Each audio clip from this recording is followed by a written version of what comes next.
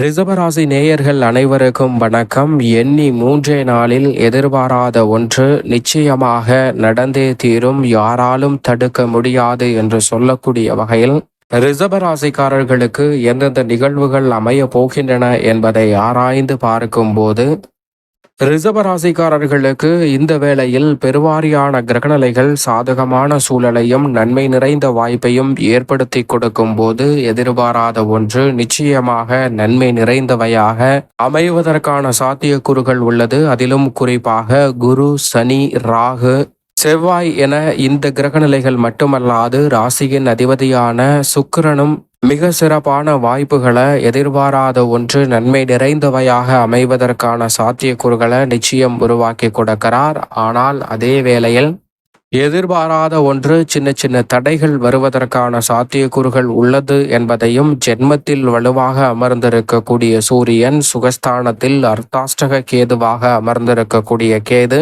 போன்ற கிரகநிலைகளால் சின்ன சின்ன தடைகளையும் சந்திப்பதற்கான வாய்ப்பு உள்ளது என்பதும் யதார்த்தமான உண்மை. ஏனென்றால் நவ கிரகநிலைகளின் அமைப்பையும் ஆராய்ந்து பார்க்கும் போது 9 கிரகமும் சாதகமான அமைப்பில் வலம் வராது, அதே சமயம் சாதகமற்ற அமைப்பிலும் முற்றிலுமாக வலம் வராது என்பதுதான் யதார்த்தமான உண்மை. எனவே கிரகங்களின் இயக்கத்தையும் இந்த நேரத்தில் இந்த தருணத்தில் எந்த பணியை செய்தால் வெற்றிகரமாக முடிக்க முடியும் என்பதை உணர்ந்து செயல்பட்டாலே போதும், நிறைவான மாற்றம் நிச்சயமாக எண்ணி 3 நாட்களுக்கு பிறகு இந்த மாதம் முடிவதற்குள் இந்த வாரம் முழுவதுமே முழுமையாக சந்திப்பதற்கான சூழல் உங்களை தேடி வரும். மனதில் தோன்றக்கூடிய அதீத சிந்தனை, ஓவர் திங்கிங் என்று சொல்லக்கூடிய இந்த அதீத சிந்தனையை தவிர்த்து ஆக்கப்பூர்வமான செயல்பாடுகளில் ஈடுபடுவதோடு மிக சிறப்பான வாய்ப்புகளை உருவாக்கி கொள்வதற்கான நல்ல சந்தர்ப்பமும் நிச்சயம் ரிஷபராசிக்காரர்களை தேடி வரும் என்பதில் சந்தேகமே இல்லை என்பதை திட்டவட்டமாக கிரகநிலைகள் உறுதிப்படுத்துகின்றன. அதிலும் குறிப்பாக இந்த வேளையில் ராசியின் அதிபதியான சுக்கிரன் லாபஸ்தானமாகிய 11ஆம் இடத்தில் உச்சபலம் பெற்று வலம் பெறுகிறாருங்க. சுக்கிரன் உச்சபலம் பெற்று வலம் பெறக்கூடிய இந்த தருணம் என்பது நினைப்பதை காட்டிலும் மிக சிறப்பான வாய்ப்புகளை அள்ளி கொடுக்க போகிறது. இந்த வாரத்திற்கு பிறகு அவர் விரயத்திற்குள் நுழைய போகிறார். எனவே அதற்கு முன்னதாக வலுவான அமைப்பில் வலம் பெறக்கூடிய இந்த தருணத்தில் உறுதியாகவே ரிஷபராசிக்காரர்களுக்கு உத்தியோகம், தொழில், கலைத்துறை, அரசியல் துறை என பல்வேறு வகையான துறை சார்ந்த பணிகளில் உங்களுடைய திறமைக்கு அங்கீகாரம் கிடைக்கக்கூடிய வகையிலும் சிறு சிறு பாராட்டுகளையும் சிறு சிறு விருதுகளையும் பெறக்கூடிய அளவிற்கு மிக சிறப்பான நல்ல வாய்ப்புகளும் சந்தர்ப்பங்களும் உறுதியாகவே ரிஷபராசிக்காரர்களை தேடி வருகிறது.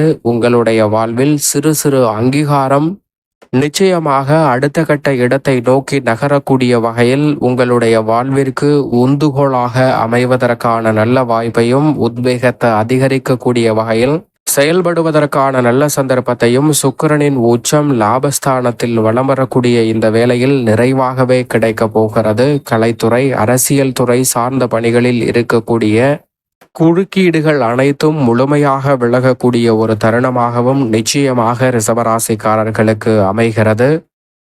இந்த தருணத்தில் எந்த ஒரு காரியத்தை கையில் எடுத்தாலும் அவை லாபம் நிறைந்தவையாக அமையும் என்பதில் சந்தேகமே இல்லை என்பதை திட்டவட்டமாக எடுத்து காட்டுகிறார் சுக்கிரன். எனவே நிச்சயமாக எண்ணி 3 நாளில் எதிர்பாராத ஒன்று நன்மை நிறைந்தவையாக நீங்கள் எதிர்பார்க்கக்கூடிய நல்ல வாய்ப்பை உருவாக்கி கொடுப்பதற்கான முதன்மையான யோகத்தை உருவாக்கி கொடுக்கிறது. இதை மேலும் உறுதி சேர்க்கக்கூடிய வகையில் லாபஸ்தானத்திலும் விரயஸ்தானத்திலும் பிறகு ஆட்சி பலம் பெற்றும் உச்சபலம் பெற்றும் பலம் வரப்போகிறார். ராசியின் உச்ச அதிபதியாக இருக்கக்கூடிய சந்திரன் இந்த வேளையில் 26ஆம் தேதிக்கு பிறகு வளர்பிறை சந்திரனாக மாறுவதால் மிக பெரிய அளவிலான காரியங்கள் கூட எளிய முறையில் நன்மையும் லாபமும் நிறைந்தவையாக மாற்றிக்கொள்ளக்கூடிய சந்தர்ப்பத்தை அள்ளி கொடுக்கிறார்.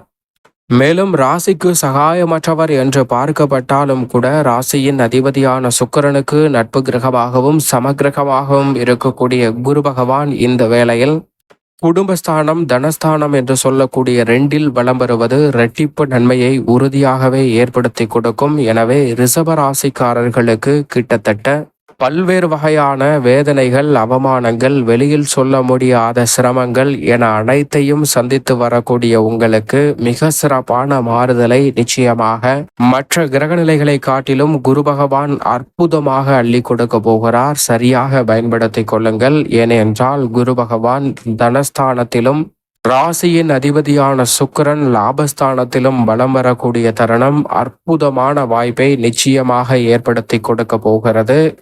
உறுதியாகவே கணவன் மனைவிக்கிடையே இருக்கக்கூடிய பிரச்சனைகள் நீங்கும். இந்த வேளையில் பல்வேறு வகையான காரணங்களாலும் கருத்து வேறுபாடுகளாலும் தற்காலிகமாக பிரிவை சந்தித்திருக்கக்கூடிய கணவன் மனைவிக்கிடையே நிச்சயமாக ஒற்றுமை அதிகரிக்கக்கூடிய வகையில் நல்ல பல வாய்ப்புகளும் சந்தர்ப்பங்களும் உருவாகுவதோடு இணைவதற்கான சாத்தியக்கூறுகளும் நிறைவாக கிடைக்கிறது. நீதி தவறாத, நடுநிலை தவறாத, நியாயஸ்தராக செயல்படக்கூடிய சனி திருக்கணிதத்தின்படி லாபத்தில் நுழைந்திருந்தாலும் பாக்கியத்தின்படி 10ல் ஆட்சி பலம் பெற்றிருக்கிறார். அவருடன் ராகுவும் இணைந்து வலம் வருகிறார். எனவே ரிஷபராசிக்காரர்கள் எதிர்பார்ப்பதை காட்டிலும் உத்தியோகம், தொழில் ரீதியாக இருக்கக்கூடிய கடுமையான நெருக்கடிகள் குறையக்கூடிய ஒரு தருணமாக பார்க்கப்படுகிறது. அவை அனைத்தும் குறைவதோடு மட்டுமல்லாது உறைந்து போய்விட்டது என்று சொல்லக்கூடிய வகையில் அப்படியே தடையை சந்திப்பதற்கான சூழல் உள்ளது. எனவே நிச்சயமாக தொழில், வியாபாரம், உத்தியோகம் சார்ந்த பணிகளில் அபரிவிதமான வளர்ச்சி காணக்கூடிய வகையில் நல்ல சந்தர்ப்பங்கள் உங்களை தேடி வரும். தனித்து செயல்பட்டாலும் கூட்டு முயற்சியாக ஈடுபட்டாலும் இரட்டிப்பு நன்மை உங்களை தேடி வரப்போகிறது. மங்களகாரகன் என்று அழைக்கக்கூடிய செவ்வாய் தைரியஸ்தானத்தை வலுப்படுத்துவதால் உங்களுடைய கடின உழைப்பிற்கேற்ற நல்ல பலன் நிச்சயமாக கிடைக்கும். நீங்கள் நினைப்பதை காட்டிலும் புதிதாக பல்வேறு வகையான காரியங்களை எண்ணி 3 நாளில் மிக சிறப்பானதாக மாற்றிக்கொள்ளக்கூடிய வகையில் எண்ணி 3 நாள் மட்டுமல்ல, அடுத்த வாரம் முழுமையாக மிக சிறப்பாக கைகூடுவதற்கான நல்ல சந்தர்ப்பம் நிச்சயமாக வெற்றிக்கே உரித்தான 3ல் வலம் வரக்கூடிய செவ்வாயின் அமைப்பால் உள்ளது. ஆனால் அதே வேளையில் சற்று சாதகமற்ற அமைப்பை சுகஸ்தானத்தில் வலம் வரக்கூடிய கேது உருவாக்குகிறார். கேது 4ல் இருப்பதால் ஆரோக்கியத்தில் அதிக கவனம் தேவை. வெளியில் உணவு உண்பதை தவிர்ப்பது நல்லதாக அமையும்.